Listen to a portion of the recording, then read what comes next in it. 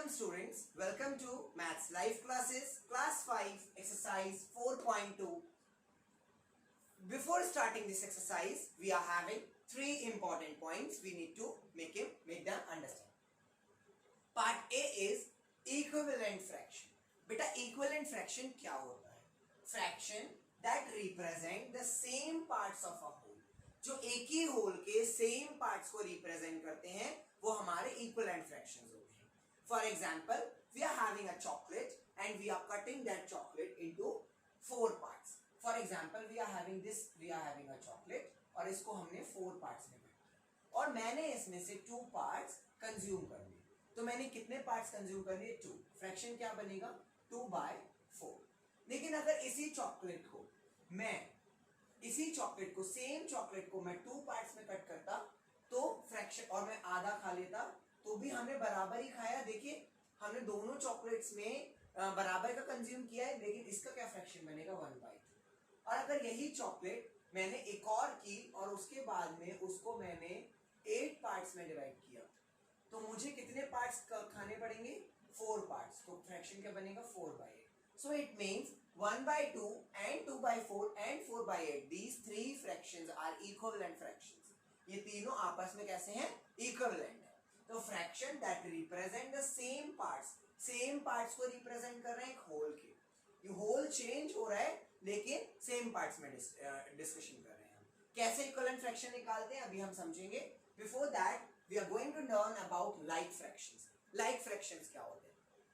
बेटा, like fractions having same denominators. Whenever we are having same denominators, we can say that those fractions are called like fractions. एक बात का बहुत अच्छे से ध्यान रखेंगे, इन सब में fractions है. fractions मतलब like fraction, एक fraction से हम नहीं बता सकते is it like or not. हमें कम से कम 2 चाहिए और ज्यादा से ज्यादा कितने भी हो सकते हैं. For example, 1/7, 3/7, 5/7. These are like fractions because the denominator is same. Because the denominator is same in each and every fraction. Unlike fraction is vice versa of like fraction. It means fraction having different denominators. Whenever we are having fractions having different denominators, we will call those fractions will be unlike fraction. Fractions which are having different denominators are said to be unlike fraction. For example, 2/7, 3/9. देखिए यहाँ 7 या 9, these are called unlike fraction. 5/13 है ना, तो these are called unlike fractions. जब हमारे पास 2 से ज्यादा fractions हो या 2 से ज्यादा fractions हो और उनके denominator same ना हो तो उन्हें हम unlike fractions कहते हैं, और जब denominator same होते हैं उन्हें हम like fractions कहते हैं. इक्विवेलेंट फ्रैक्शन में डिनोमिनेटर से मतलब नहीं है, लेकिन वैल्यू दोनों की सेम होनी चाहिए. यहां पर आप देखिए वैल्यू कैसी है? सेम है, तो it is called equivalent fraction. With the help of these important points we will start our exercise 4.2. We are going to start our exercise 4.2. Let's start.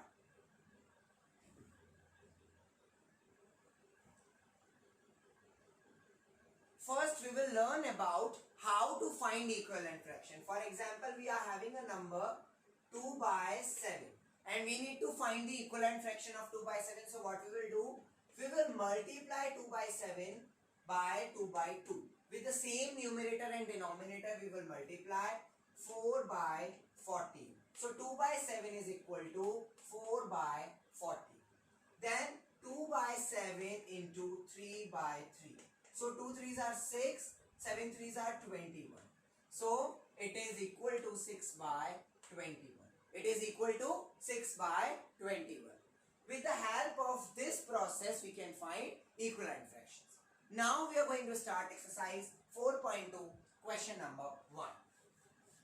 Exercise 4.2, question number 1 is fill in the blanks. So question number 1 is fill the missing values of the following equivalent fractions.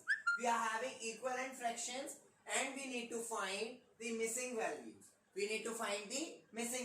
What we will do, इसको करने के बेटा 2 procedure होते हैं. पहला direct method आप ये बताइए 8 में किससे मल्टीप्लाई करेंगे 32 आ जाए, by which we will multiply by 8 so that we will get 32.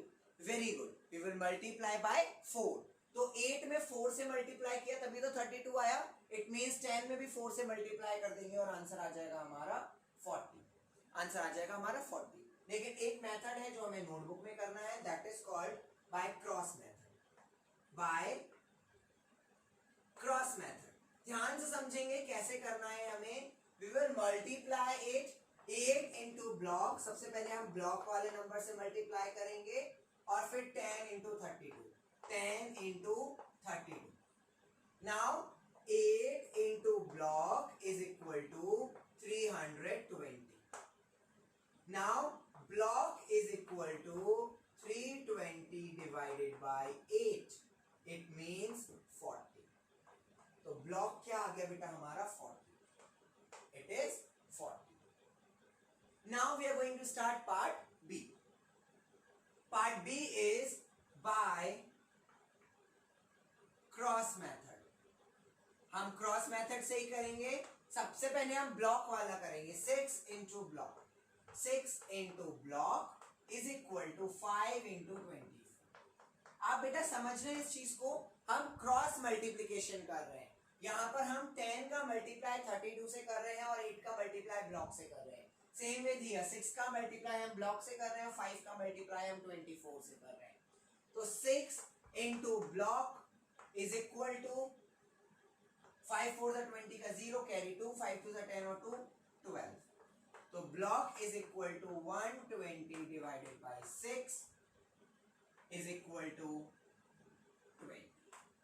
एक बार हम डायरेक्ट करके देखते हैं. 6 में किससे मल्टीप्लाई करेंगे 24 आ जाए. 6 में किससे मल्टीप्लाई करें. What should be multiplied by 6 to get 24. Yes 4. We will multiply 4 by 5 और आंसर इज 20. और हमारा इससे भी आंसर क्या आ रहा है 20. आप डायरेक्ट भी कर सकते हैं और आप इस तरह से मेथड यूज करके भी कर सकते हैं. Next start part ji.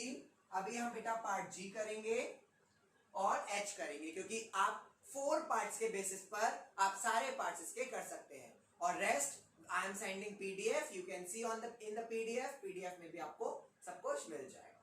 Let's start part ji.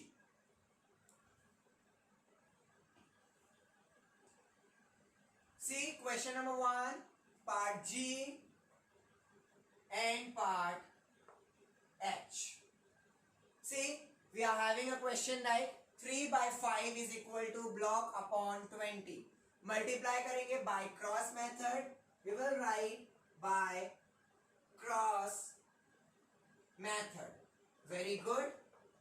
Now help me out. कैसे करेंगे? Yes, we will multiply 5 by block is equal to 3 into 20. 20 into 3. Then block 5 into block is equal to 23s are 60. Block is equal to 60 upon 5 या फिर 60 divided by 5. बेटा दोनों का मतलब same ही होता है. दोनों का मतलब सेम होता है.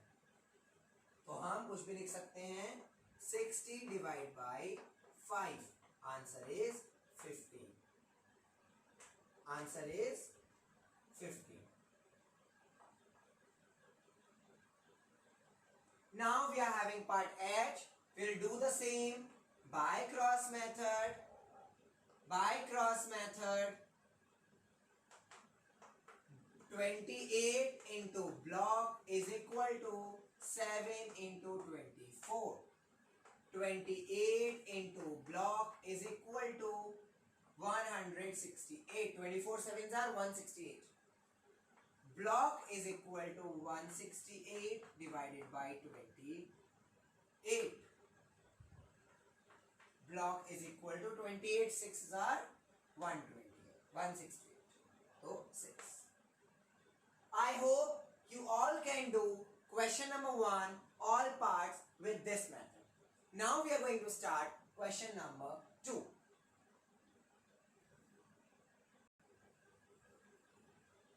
Now we are having question number 2. Write greater than less than और equal to sign for each pair. ये जो पेयर्स दे रखे हैं हमें बताना है क्या बड़े हैं, छोटे, कौन सा बड़ा है कौन सा छोटा है, और अगर दोनों बराबर हैं तो कैसे बराबर है। बेटा by cross method we will solve this question. हम कैसे करेंगे, हम मल्टीप्लाई करेंगे 9 का 2 में। एक चीज का बेटा ध्यान रखेंगे, व्हेनेवर वी आर मल्टीप्लाइंग, जहां का न्यूमरेटर हम इस्तेमाल कर रहे हैं वहीं पर उसका मल्टीप्लाई लिखा जाएगा। 9 2s are 18, क्योंकि 2 यहाँ का यूज किया गया था तो 18 यहाँ का हुआ। 3 7s are 21, 21 यहाँ का हुआ। मेक अ ब्लॉक, कौन सा बड़ा है 21, मीन्स 7/9 इज बिगर देन 2/3। और ये हमने कैसे किया, bye cross method, by cross method. We will do this question also. 4 5s are 20, क्योंकि हमने 5 इधर का यूज किया तो 20 यहाँ का हो गया। 6 3s are 18 by cross method. Cross method भी है यूज। कौन सा बड़ा हुआ बेटा 20, so 5/6 is bigger than 3/4।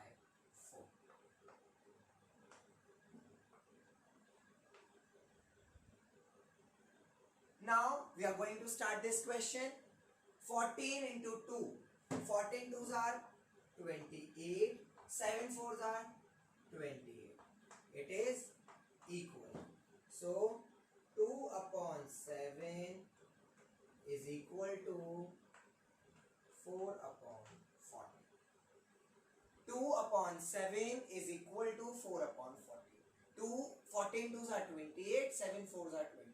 दोनों बराबर है तो ये दोनों भी कैसे होंगे, बराबर, मतलब इक्विवेलेंट होंगे।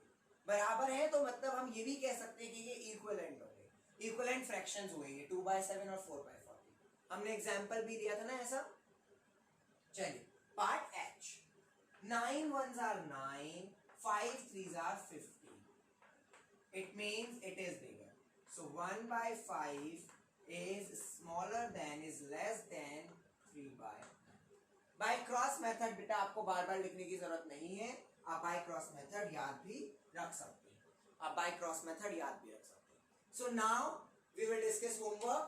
Your homework will be do question number 1, question number 2 along with important points in your fair register. आप fair register में question 1 के सारे parts, question 2 के सारे parts along with important points करेंगे। I hope you all have understood how to do question number 1 and question number 2. You can do. Stay home, stay safe. Bye bye. Have a nice day.